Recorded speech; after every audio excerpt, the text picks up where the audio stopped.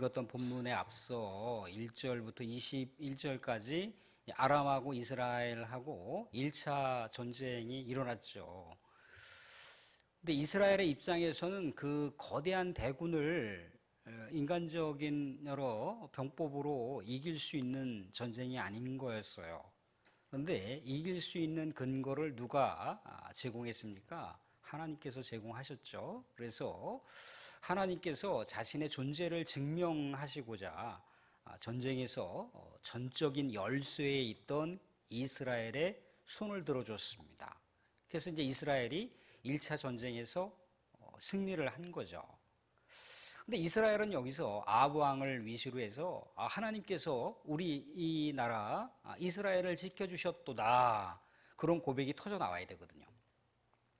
하나님께서야말로 진정한 이스라엘 백성의 하나님이시다, 이스라엘을 지키시는 신이시다, 그런 고백이 왕부터 시작을 해서 이스라엘 백성들에게 터져 나와야 된다는 거예요. 그런데 이스라엘 백성들은 오히려 하나님을 앙망하거나 하나님을 높여드리는 행위가 나타나지 않고 오히려 역으로 패배했던 아람 진영에서 이 전쟁의 승리의 이 근원을 누구에게 두고 있습니까? 하나님에게 두고 있다는 거예요. 하나님에게. 하나님이 이스라엘을 지키심으로 인해서 아람이 패배했다는 거예요. 오히려 이스라엘 백성들은 하나님을 고백하지 않고 있고 패배했던 아람은 하나님을 고백하고 있는 거예요. 하나님이 이스라엘 백성들을 지켜주시는 한 전쟁에서 우리가 이길 수 없겠구나라고 하는 그런 고백을 하고 있었다는 거죠. 근데 분명한 건 뭐냐면 오늘 22절에서도 선지자가 그렇게 얘기를 하고 있어요. 이스라엘 왕에게 나와 이르되 왕은 가서 힘을 기르고 왕께서 행할 일을 알고 준비하소서. 해가 바뀌면 아람 왕이 왕을 치러 오리이다. 아람이 1차 전쟁으로 전쟁을 끝내지 않는다는 거죠. 또 2차 전쟁이 진행될 것에 대해서 예고를 해주고 있는 거예요. 그러니까 한마디로 말하자면 영적으로 무장을 하라는 거죠. 영적으로 너무나 이렇게 무장했던 거를 한꺼번에 와르르 해제시켜버리는 순간 어떻게 된다는 겁니까?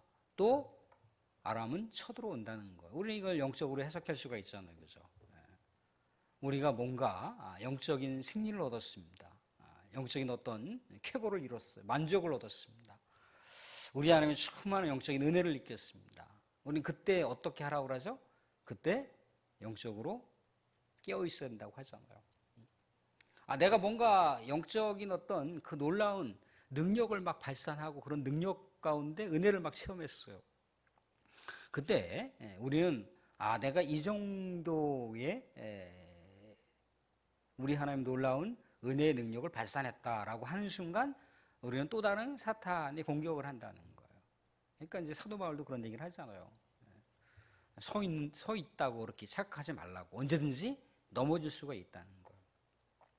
그러니까 아람이라고 하는 이 나라가 언제든지 이스라엘 백성들이 깨어있지 못하면 쳐들어올 것이다라고 하는 것을 얘기해주고 있어요. 왕이 이제 뭔가 하나님 안에서 하나님을 통해서 무장하지 않으면 언제든지 아람, 사탄을 상징하는 이 존재의 세력들은 언제든지 믿음의 사람들을 공격한다라고 하는 것을 예고해주고 있다는 거죠. 근데 여기서요, 이 아람 진영에서도 역시 마찬가지로 하나님에 대해서 전쟁 패배의 원인을 하나님께 두고 있는데 하나님을 온전하게 알지 못했습니다. 하나님을 제한적으로 알았던 거예요. 어떻게 제한적으로 알았느냐면 23절에 이렇게 나와 있어요. 아람 왕의 신하, 23절 같이 한번 읽어보겠습니다. 23절 같이 시작. 아람 왕의 신하들이 왕께 아뢰되 그들의 신은 산의 신이므로 우리보다 강하였거니와 우리가 만일 평지에서 그들과 싸우면 반드시 그들보다 강하니라. 무슨 얘기예요? 이제는 뭔가 그 어떤 산으로 가서 전쟁을 하게 되면 대군과 이 소군이 이렇게 서로 싸웠을 때 이게 이 아군인지 적군인지 잘 분별을 할 수가 없어요. 막 그 험악한 그 산세로 인해서 이쪽에도 아군이 있고 이쪽에도 적군이 있고 서로 막 섞여 있단 말이죠. 그죠? 누가 누군지 분간이 안 됩니다. 그죠? 그런데 평지에서는 뭔가 명확하게 드러난다는 거예요. 그래서 대군이 뭔가 약한 그 군대를 점령하거나 칠 때는 이렇게 평야지대에서 전면전을 펼치게 되면은 아무래도 군사적으로 수적 열세를 갖고 있는 그런 군대가 패배를 할 수밖에 없는 거겠죠. 그죠? 그래서 이제 전쟁 승리의 전략을 이 아람에서 이제 2차 전쟁을 어떻게 계획을 했습니까? 평야에서 이제 전면전을 치르자 이렇게 이제 한 거예요. 근데 전면전을 치르면 하나님께서 평야에서는 이스라엘 백성들을 돕지 못할 것이다 그런 생각을 했다는 거죠. 근데 아람에서는 하나님을 이렇게 착각을 하고 있단 말이죠. 하나님은 산의 신만이 아니라 하나님은 하늘의 신이기도 하고 땅의 신이기도 하고 땅과 하늘의 모든 총체적인 피조세계를 총체적으로 움직여 가시고 관리하시고 운영해 가시는 분이 누구십니까? 하나님이시라는 거, 하나님. 그러니까 하나님을 그저 민족의 신으로만 알고 있었다는 거예요. 그러니까 이스라엘과 아람과의 전쟁에서 이 산에서는 아람 신이 졌지만 평야에서는 아람의 신이 히브리 민족 이스라엘의 신을 이길 수 있을 것이라고 하는 확신을 가진 거예요. 그래서 이제 오늘 말씀 가운데 보면 아벡이라고 하는 곳에 자그마치 엄청난 군대를 이제 모았어요. 그래서 26절에 해가 바뀌니 이 선지자가 예고했던 대로다가 한 해가 지나고 나서 베나닷이 아람 사람을 소집하고 아벡으로 올라와 이스라엘과 싸우려 하매. 그렇게 이제 엄청난 대군을 이제 몰고 평야로다가 온 거예요. 아벡이라고 하는 평야지대에 모여 있었던 겁니다. 그런데 분명한 건 뭐냐면 오늘 말씀 가운데도 이런 것을 볼 수가 있어요. 27절에도 보시면 평야지대에 모여 있었던 이 아람의 군대와 이스라엘 군대가 얼마만큼의 그런 비교 상태였는지를 보여줍니다. 27절에 보시면 이스라엘 자손도 소집되어 군량을 받고 마주 나가서 그들 앞에 진영을 치니 이스라엘 자손은 두 무리의 적은 염소떼와 같고 아람 사람은 그 땅에 가득하였더라. 도저히 인간적으로 전쟁을 승리할 수 있는 승산이 없는 거죠. 그죠? 이거 뭐 싸워보나 마나 하는 거잖아요. 그죠? 염소떼 이렇게 한 구퉁이에 이렇게 오밀조밀 모여 있는 게 이스라엘 백성들 군대가 모집되어 있는 그런 모습인 거고, 이 아벡이라고 하는 평야 온 천지가 그냥 다 아람 군대로 다 가득하다는 거예요. 이거 뭐 전쟁이 되겠습니까? 불가능한 전쟁인 거예요. 그냥 항복해야 되는 거지 않았습니까? 그죠? 근데 하나님의 선지자가 이때 또 나타납니다. 오늘 28절도 같이 한번 읽어보겠습니다. 28절 하나님의 역사가 드러나는 구절들은 우리 같이 이렇게 한번 읽어보도록 하겠습니다. 같이 읽겠습니다. 같이 시작. 그때 하나님의 사람이 이스라엘 왕에게 나와 말하여 이르되 여호와의 말씀에 아람 사람이 말하기를 산의 신이요 골짜기의 신은 아니라 하는도다. 그러므로 내가 이 큰 군대를 다 내 손에 넘기리니 너희는 내가 여호와인 줄을 알리라 하셨나이다 하니라. 예, 무슨 얘기입니까? 하나님께서 전적인 이 군대의 숫자로 계산해 보면 도저히 승산이 없는 이 전쟁의 상황을 어떻게 하시겠다는 거예요? 하나님께서 개입하시겠다는 거죠. 하나님의 존재성을 드러내시겠다는 거예요. 이 전쟁은 하나님께 속한 전쟁이고 하나님께서 이스라엘 백성들의 손을 들어주시는 전쟁으로다가 매듭을 지으시겠다는 거예요.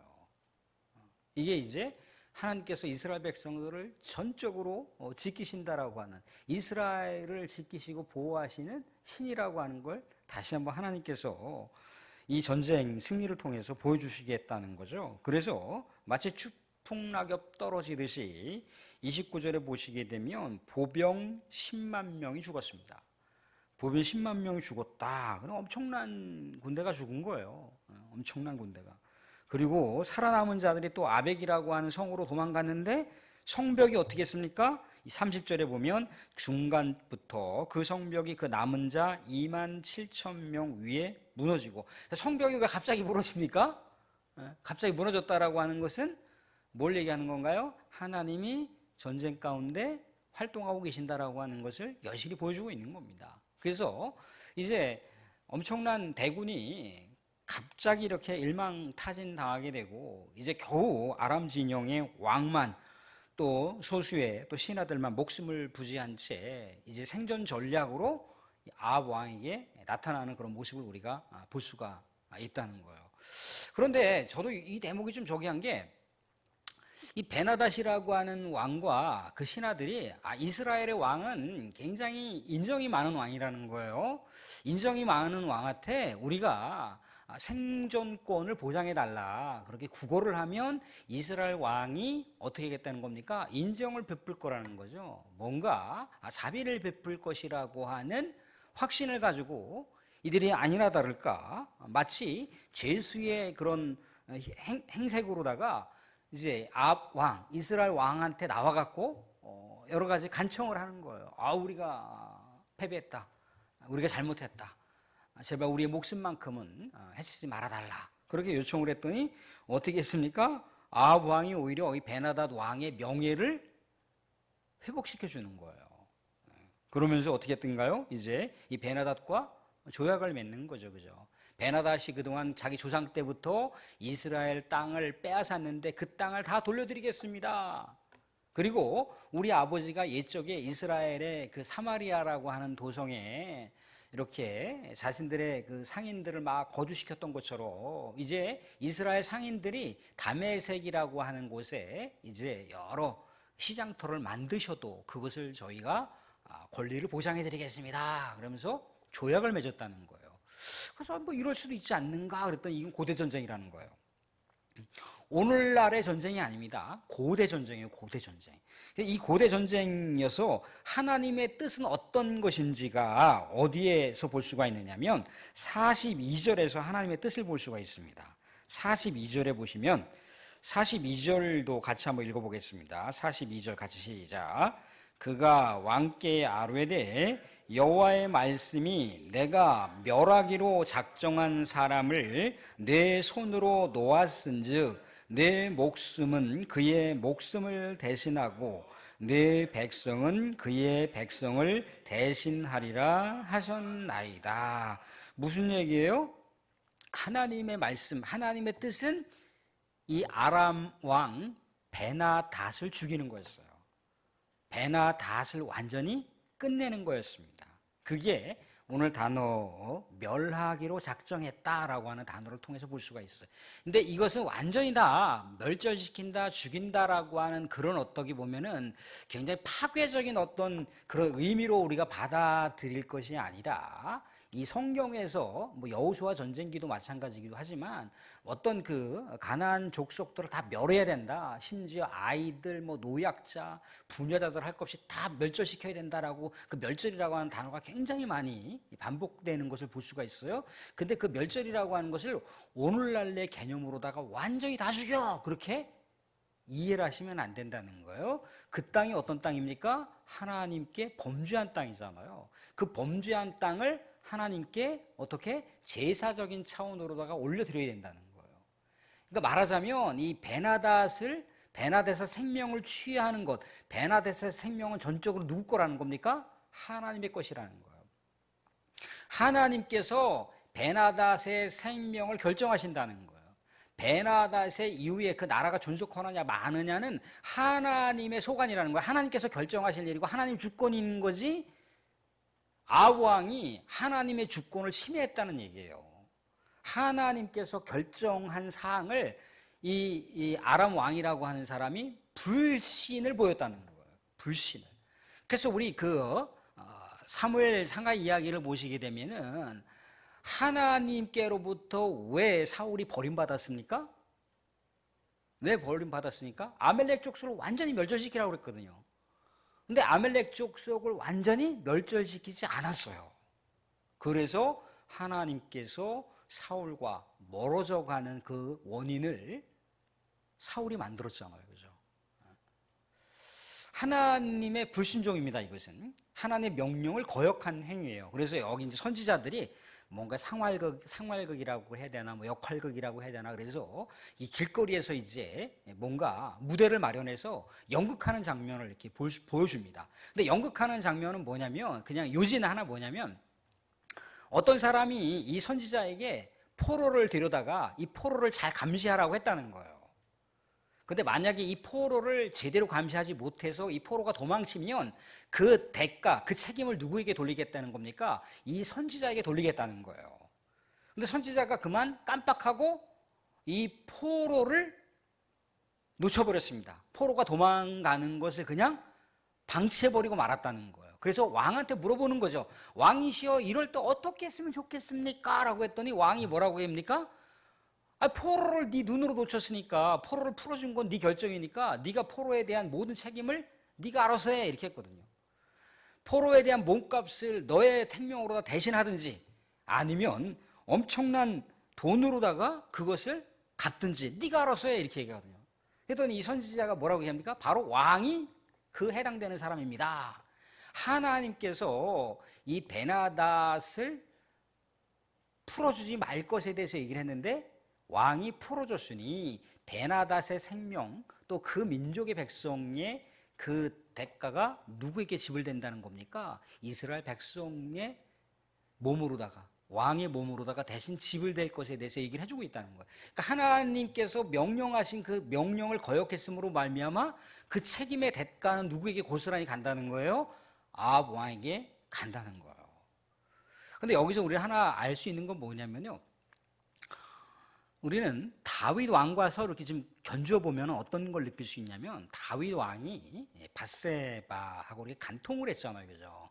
나단 선지자가 일개의 선지자인데, 일개의 선지자가 국왕을 향해서 얘기를 했습니다. 이런저런 해서 이렇게 상황 역할극을 만들어서 얘기를 해줬어요. 그랬더니 거기서 그런 능지처참할 인간이 있는가? 그랬더니 누구의 바로? 자기를 얘기하는 거잖아요, 그죠? 왕이 바로 그 사람이었습니다 라고 할 때 다윗이 어떻게 했던가요? 완전히 통에 잡으랬잖아요. 아휴, 내가 하나님께 잘못했습니다. 하나님께 정말 천인 공로할 죄를 저질렀습니다. 그래서 물론 하나님께로부터 다윗이 징벌은 당했지만 용서받았잖아요, 그죠? 징계의 대가는 받아들일 수밖에 없는 상황이었지만 하나님께서는 용서를 하셨다는 거예요. 그런데 이 아합 왕은 어떻게 반응을 보이고 있느냐면 43절에 이렇게 반응을 보이고 있습니다. 43절 보시면 이스라엘 왕이 근심하고 답답하여, 이것도 좀 번역이 좀 약한데 사실 요 근심이라고 하는 건 사르예요. 사르라고 하는 원어로 기록되어 있는데 뿔따구가 났다는 얘기예요. 화가 잔뜩 났다는 거예요. 골이 잔뜩 났다는 거예요. 또 그리고 답답하다라고 하는 건 이게 짜이프라고 하는 단어인데 이게 굉장히 불쾌하다, 분기가 탱천했다라고 하는 이야기인 거예요.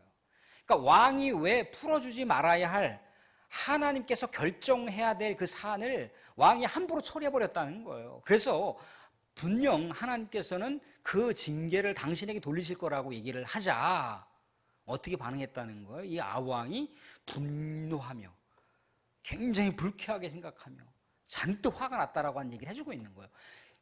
이 다윗 왕과 전적으로 다른 양상의 모습을 우리가 보고 있는 거예요.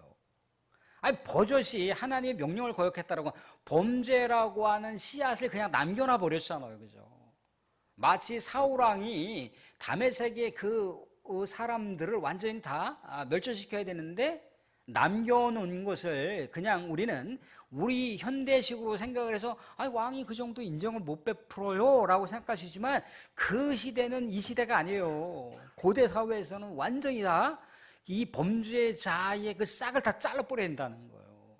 싹이 또 씨앗을 뿌리고 씨앗을 뿌리고 씨앗을 뿌리면 거대한 세력을 이루어서 또 타격의 상황이 온다는 거예요. 사탄이 우리들에게 이런저런 여러 가지 막 역사를 만들어 놓는 것을 계속 우리가 허용하고 합리화시키고 그러면 사탄은 더 거대한 세력으로 우리에게 다가온다라고 하는 걸 얘기해 주고 있습니다.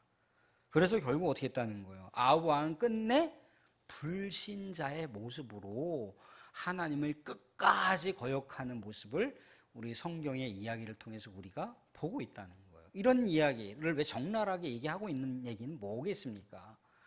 한 나라의 흥망성쇠가 한 사람에 의해서 좌지우지되는 그런 시대가 바로 왕정시대잖아요. 그죠? 근데 한 사람이 정말 하나님 앞에 깨어 있다면 그 나라와 민족은 하나님의 축복과 태평성대를 이룬다라고 하는 것을 우리가 다윗 왕을 통해서 보게 되잖아요. 그죠? 근데 한 나라가 흥할 수 있는 그 모습을 한 사람이 정말 하나님 앞에 불신하게 되고 하나님을 거역하게 됐을 때 한 나라가 흥을 향해서 나아가는 게 아니라 패망을 향해서 나아갈 수밖에 없다라고 하는 것을 여실히 우리에게 보여주고 있습니다. 결국 이것은 뭘 얘기하는 건가요? 우리가 살아가는 사회도 마찬가지고요. 우리가 또한 세워가고 있는 가정도 마찬가지라는 거예요. 우리의 가정과 우리 믿음의 부모들이 믿음으로 영적으로 든든하게 서야 된다는 거예요. 그래야 후세대들이 조금 실수하고 넘어지고 그래도 그래 우리 아버지가 가신 믿음의 길, 우리 어머니가 가신 믿음의 길, 그것을 바라보면서 그 자취를 따라서 갈 수가 있는 거예요. 그래서 오늘날에 뭐 얼마 전에도 제가 어디 가서 이렇게 교회학교 세미나 비슷한 거 이렇게 했는데 분석을 해보니까 교회학교 분석을 해보니까 예전에는 교회학교 학생들의 그 신앙적인 어떤 양적인 교육이 어디서 이루어집니까? 대부분 교회학교에서 이루어지잖아요. 그죠? 그래서 모든 그 교회학교 학생들의 신앙의 뿌리는 교회학교 선생님과 또 교회학교 교육자들을 통해서 이루어진다 그랬는데 최근 들어서 그의 교회학교 학생들의 신앙의 뿌리는 누가 결정적으로 영향을 미친다라고 하는 분석이 나오냐면 부모라고 하는 분석이 나왔어요. 왜 그러느냐 보니까 교회학교 학생들이 교회에서 머무르는 시간은 채 1시간 남짓이거든요. 2시간 머무르는 게 아니에요. 교회학교 교사들과 교육자와 같이 어우러지는 예배 드리시고 예배 잠깐 20-30분 드리고 공과 잠깐 10분 정도 하고 15분 정도 하고 그게 전부인데 그게 과연 이 거대한 이 엄청난 이 세속주의적인 가치관을 추구하고 있는 이 교회학교 학생 다음 세대들에게 과연 이 교회학교가 얼마만큼 영향을 미치겠느냐? 불가능하다는 거죠. 근데 전적으로 교회학교 학생 다음 세대들의 신앙의 근간은 부모를 통해서 이루어질 수밖에 없다라고 하는 것이 객관적인 사료예요. 그래서 우리가 하나 볼 수 있는 건 뭐예요? 우리가 온전히 서야 돼요. 우리 기성세대가 온전히 서야 돼요. 좀 전에도 아까 이렇게 어떤 목사님하고 예전에 제가 사역했던 목사님하고 이렇게 통화를 젊은 세대들이 요즘에 참 신앙이 많이 불안하다는 거예요. 목사님도 얘기를 하시는 거예요. 요즘에 30대, 40대 이 젊은 세대들의 믿음이 불안하다고. 어떻게 해야 될지 모르겠다는 거예요. 어떻게 해야 될지. 그러면서 이제 같이 얘기 나눴던 게 뭡니까? 우리 기성세대 부모들이, 우리 선배들이 더 우리 하나님 앞에 깨어 근신하며 참된 예배자로 참된 성도로서 성화의 삶을 근실하게 해나가면 우리 30, 40대 층들이 다시 돌아올 수 있지 않겠냐. 다시 믿음의 영역으로 뿌리를 찾아서 또 우리 믿음의 선배들의 자취를 따라서 다시 돌아오지 않겠느냐라고 하는 것을 보여준다는 거예요. 근데 이 아합왕이라고 하는 사람 보세요. 우상을 섬겼고 하나님을 거역했던 인생인데 그 백성들마저도 지도자가 엉뚱한 길을 가고 있으니까 엉뚱한 삶을 추구할 수밖에 없잖아요. 그죠? 그래서 한 나라의 지도자도 정말 중요하기도 하지만 이 사회를 구성하고 있는 또 우리 가정의 역할이 중요하고 또 가정의 또 믿음이 중요하고 또 우리 기성세대 부모의 믿음이 중요하다는 거예요. 결국 우리 믿음에 대한 이야기를 성경에서는 이야기하고 있습니다. 사랑하는 말씀을 정리하도록 하겠습니다. 우리 믿음의 여정길은요. 믿음이 어떤 한순간에 딱 시작했고 그것으로 완성된 것이 아니라는 거예요. 계속해서 영적으로 또 느슨해져 있으면 영적으로 다시금 쪼이고 허리띠를 조인다고 하잖아요. 그죠? 다시 또 쪼이고 다시 하나님 앞에 또 무장하고 뭔가 내가 느슨해진 것 같고 뭔가 영적으로 좀 연약해져 있는 것 같다. 그러면 내가 다시 하나님 앞에 더 근신해서 또 영적으로 무장하고 또 그렇게 해서 내가 사탄의 밥이 되지 말아야 되잖아요. 사탄에 이용당하는 하수인은 되지 말아야 되잖아요. 그죠? 언제나 하나님 백성으로서 영광을 지키기 위해서 하나님의 자녀라고 하는 정체성을 내가 빼앗기지 않도록 그렇게 근신하는 삶을 살아야 된다는 거예요. 또 하나는 뭡니까? 계속해서 죄악이라고 하는 것은요, 타협하면 감당할 수 없을 만큼 거대해진다는 거예요. 싹이 날 때 잘라버려야 된다. 싹이 날 때 바로 잘라버려야 돼. 응? 그러지 않으면 우리가 당하고 우리가 무너질 수밖에 없다는 거예요. 그건 뭘 얘기하는 겁니까? 역시 마찬가지인 거죠. 그죠? 내가 믿음의 여정길을 가는데 자꾸만 믿음에서 탈선하고 싶어. 그런 유혹들이 막 생길 수가 있다는 거예요. 그래도 내가 이래서는 안 되지. 내가 이래서는 안 되지. 자꾸 스스로를 믿음의 영역권 안으로 들여보내줘야 돼요. 나를 쳐서 들여보내야 돼요. 예전에는 우리 트랙터가 밭을 갈거나 아무튼 여러 농기계가 밭을 갈지 않았잖아요. 그죠? 다 소에다가 이렇게 쟁기를 해갖고 밭을 갈고 그랬잖아요. 그죠? 근데 소가 엉뚱한 길로 가요. 그러면 농부가 어떻게 합니까? 회초리를 치잖아요. 그죠? 안으로 들어가라고 치라고 하십니다. 그러니까 우리도 스스로 쳐야 돼요. 아무리 고도로 신앙적으로 성숙한 사람이 아니고서는요, 누군가가 지적을 하면 받아들이기가 쉽지 않아요. 아니, 쥐는 얼마나 잘해서 이렇게 반응을 한다는 거예요. 그러니까 누가 똥 묻은 뭐가 뭐 한다고 이렇게 지 눈에 대들보가 박혀 있는 건 모르고 남 눈에 티가 박혀 있는 것만 가지고 이렇게 저렇게 한다라고 그렇게 할 수가 있다는 거예요. 그래서 어떻게 합니까? 이제는 옆에 있는 누군가가 쳐주기 전에 나 스스로가 우리 하나님 앞에 쳐야 돼요. 자꾸만 믿음의 영역으로 들어올 수 있도록 스스로 쳐야 됩니다. 오늘의 말씀은 바로 그겁니다. 사랑하는 성도님들, 언제나 우리 하나님 앞에 또 신앙의 여정길을 걸어가면서 영적으로 늘 언제나 무장하는 우리 성도가 되실 수 있기를 바라고요. 늘 언제나 우리 하나님의 믿음과 신앙의 자유와 신앙의 양심을 우리가 너무 또 쉽게 포기하고 버리고 내팽개치는 모습이 아니라 그 순간순간의 선택과 결단 속에서도 우리 하나님의 믿음의 길을 더 우선적으로 놓고 결단하고 또 선택할 수 있는 우리 모두가 될 수 있기를 주님의 이름으로 축원드립니다.